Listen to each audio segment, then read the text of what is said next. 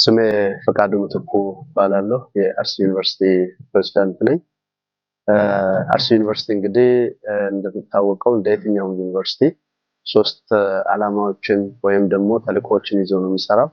የመጀመሪያው መማር ማስተማር ነው። ሁለተኛው ምርምር ነው። ሶስተኛው ደግሞ ቴክኖሎጂን ወደ ማህበረሰቡ በማሸጋገር የማህበረሰቡን የኑሮ ዘዬ መቀየር ነው። እዛ ላይ ስናይ አርሲ ዩኒቨርሲቲ እንደመታደል ሆኖ የአፕላይድ ሳይንስ ወይም የተግባር ተኮር ዩኒቨርሲቲ ነው። የተግባር ተኮር ዩኒቨርሲቲ ሲሆን በግብርና፣ በጤና፣ በቴክኖሎጂ እና በኢንጂነሪንግ ላይ ትኩረት አድርጎ ይሰራል ማለት ነው። ይህንን እንግዲህ ሰራ ዩኒቨርሲቲው በአራት ካምፓሶች ተማሪዎችን ተቀብሎ የሚያስተምርበት እንዲሁም ደግሞ ሌሎችን ደግሞ ሳተላይት አራት ደግሞ ሳተላይት ወይም ተንቀሳቃሽ ካምፓሶችን ይዘን ነው ማለት ነው የምንሰራ። ስለዚህ በዚህ ባነሳውላችሁ ካምፓሶች መማር ማስተማሩ ላይ ወደ 13000 ተማሪዎችን በአምስት ኮሌጆች እና በአንድ ትምህርት ቤት አደራጅቶ ነው ማለት ነው እያስተማረ ያለው። ኮሌጆቹ ዋናዎቹ ግብርና፣ ጤና፣ የትምህርትና ስነ ባህሪ እንደውም የቢዝነስ እና ኢኮኖሚክስ፣ ሶሻል ሳይንስ እና ሂውማኒቲ እና የህግ ትምህርት ቤት ናቸው። ይሄንን ሲያደርግ መማር ማስተማሩ ላይ ቅድመ ምረቃና ድህረ ምረቃ ያስተምራል። ከግብርና ውስጥ ሌላው ደግሞ ቀጥሎ ከማስተማሩ በተጨማሪ ምርምር ይመራመራል ማለት ነው። ይሄንን ደግሞ ምርምር የሚመራመረው ፕራክቲካሊ በተግባር ነው። አሁን ያለነው የስንዴ ማሳ ውስጥ ነው። ይሄ ስንዴ ማሳ የዘር ማባዣ ማሳ ነው ማለት ነው። የተለያዩ ዝርያዎችን እዚህ ጋር አምጥተን ምርታማነታቸውን፣ በሽታን የመቋቋም ችሎታቸውን እንዲሁም ደግሞ ወፎችን እንኳን የመቋቋም ችሎታቸውን የምናይበት ነው ማለት ነው። ይሄ ለምንድን ነው የሚያገለግለው? አንደኛ ተማሪዎቻችን እዚህ እየመጡ ይማራሉ። ስንዴ እንዴት እንደሚመረት ኤክስቴንሽኑ እንዴት እንደሆነ የማያውቁ ተማሪዎች ስለሚኖሩ እነሱ እዚህ እየመጡ አሁን ትንሽ ብትቆዩ ፀሐይዋ ትንሽ ረገብ ብትል ብዙ ተማሪ እዚህ ጋር መጥቶ ታገኛላችሁ ማለት ነው። እዚህ የግብርና ተማሪዎች እነሱ ይማሩበታል። በተለይ አሁን ምን አድርገናል? እዚህ የግብርና ተማሪዎች ጠዋት ይማራሉ፣ ከሰዓት ደግሞ ፊልድ ላይ ፕራክቲካል ይሰራሉ። በትምህርቱ እያደረጉ ነው ማለት ነው። በምርምሩ ቅድም እንዳልኳችሁ የምርታማነቱን በሽታ የመቋቋሙ ሁኔታ እሱን እናያለን። ከዛ በተረፈ ምንድነው የምናደርገው? ለማህበረሰቡ ይሄን ቴክኖሎጂ እናሸጋግራለን ማለት ነው። ያው የዘር እጥረት እንዳለ ይታወቃል። እዚህ ሀገር ውስጥ በፐርሰንቴጅ ማስቀመጥ ይቻላል። 20% ብቻ ነው ለአርሶ አደሩ የተመዘገበ ዘር ማግኘት የሚችለው። ያንን ለመድፈን ይረዳል ማለት ነው። በአንድ በኩል ምርት ብዙ ምርት ነው ያመረትነው አምና ከ1000 ወደ 1200 ስንዴ፣ ጤፍና ሲናርን ጨምሮ ማለት ነው ያመረትነውና ይሄ ደግሞ 12 ሄክታር ላይ የተዘራ የስንዴ ዘር ነው ማለት ነው። ብዙ እንጠብቃለን ከዚህ ላይ። ከዚህ የሚገኘውን ደግሞ ምን እናደርጋለን? እኛው እንደ ዩኒቨርሲቲ ቴክኖሎጂ ነው የምናሳየው። ማሳየት ነው እንጂ ያለውን ፍላጎት ሁሉ እናሟላለን ማለት አይደለም። አንደኛ እጃችን ላይ ያለውን ሀብት ወደ ስራ ማስገባት አለብን። ምክንያቱም ሀብት እያለ ነው የደሃየ ሳንሰራ ቀርተን ማለት ነው። በአንድ በኩል ያንን መልስ እንሰጣለን። በምግብ ራስን የመቻል ስራ ውስጥ አስተዋጽኦ ይኖረናል ማለት ነው።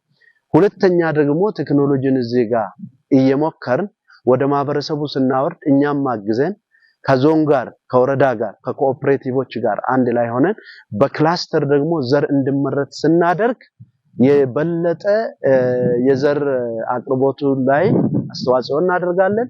እንዲሁም ደግሞ ማለት ነው የማህበረሰባችን የኑሮ ሁኔታ ይቀየራል ማለት ነው። አሁን እንደ አርሲ አካባቢ አይደለም ሌላ ቦታ ብትሄዱ አርሲ ብቻ ሳይሆን እስከ ወለጋ፣ እስከ ሸዋ፣ እስከ አማራ ክልል ሁሉ መድረስ እንችላለን ማለት ነው። ምክንያቱም ቴክኖሎጂ ገደብ ስለሌለው። ረጋሳ ያና እባላለሁ። በአርሲ ዩኒቨርሲቲ የግብርናና አካባቢ ሳይንስ ኮሌጅ ዲን ነኝ።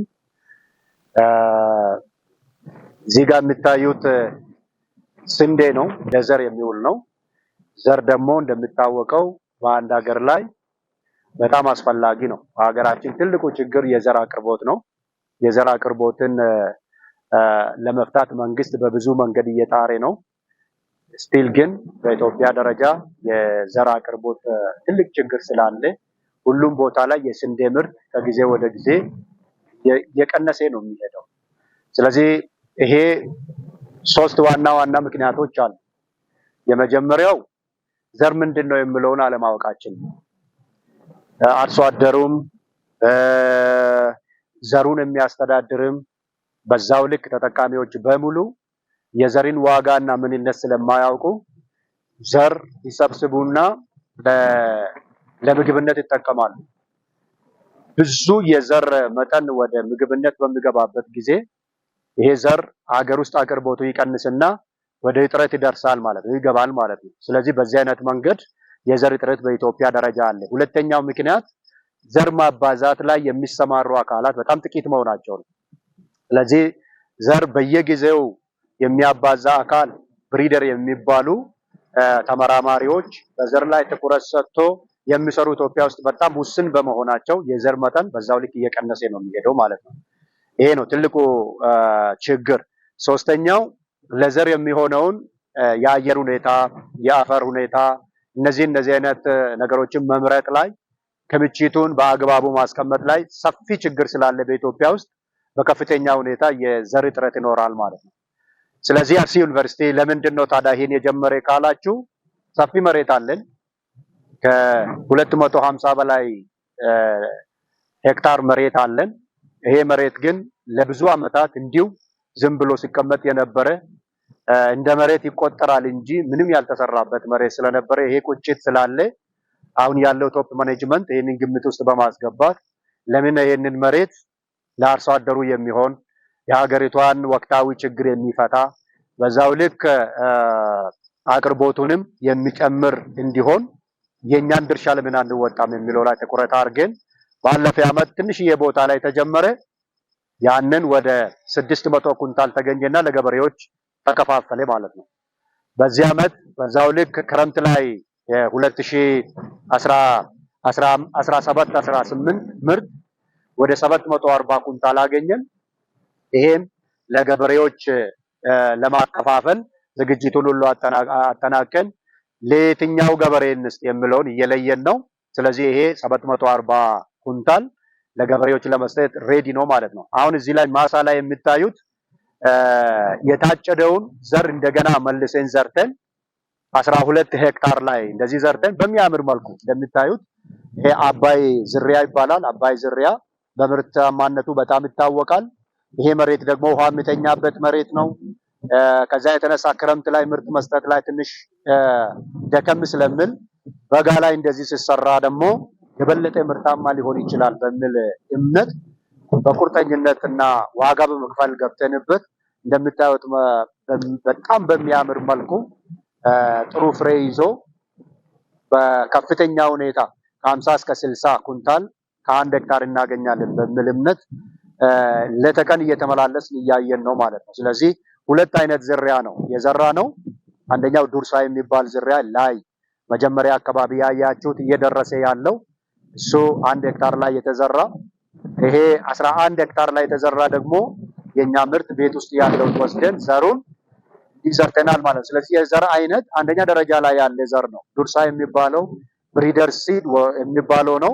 ይሄ ቀጥታ ከተመራማሪው እጅ ያልወጣ ከኩሉምሳ ግብርና ምርምር ማዕከል ወስደን እዚህ ያባዛን ነው።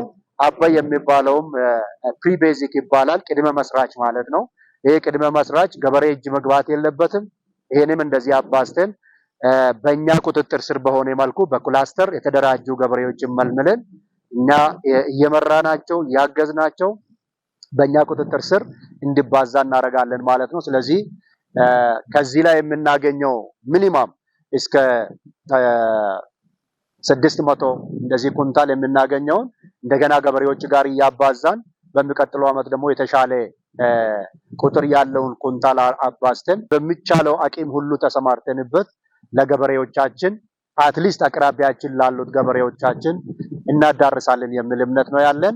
ስለዚህ መልካም ምርት ይሆናል የሚል እምነት አለን። አንዳንዱ የመንግስት ተቋማትና የግል ተቋማት ያላቸውን መሬት እንደዚህ ጦም ሳያሳድሩ ከሰሩበት ኢትዮጵያ ከዘር እጥረት ተላቃ የገበያ ላይ አቅርቦቱን በመጨመር ለወደፊት የዘር እጦት ስጋትን ከኢትዮጵያ ምድር በማጥፋት የምርት መጠናችንን መጨመር እንችላለን የሚለውን መልእክት ለማስተላለፍ ነው። እኔ ዶክተር ደረጀ ጸጋዬ ነው የሚባለው በአርሲ ዩኒቨርሲቲ የግብርናና አካባቢ ሳይንስ ኮሌጅ የዚህ የግብርና ምርምርና የቴክኖሎጂ ትራንስፈር ማዕከል ዳይሬክተር ነኝ።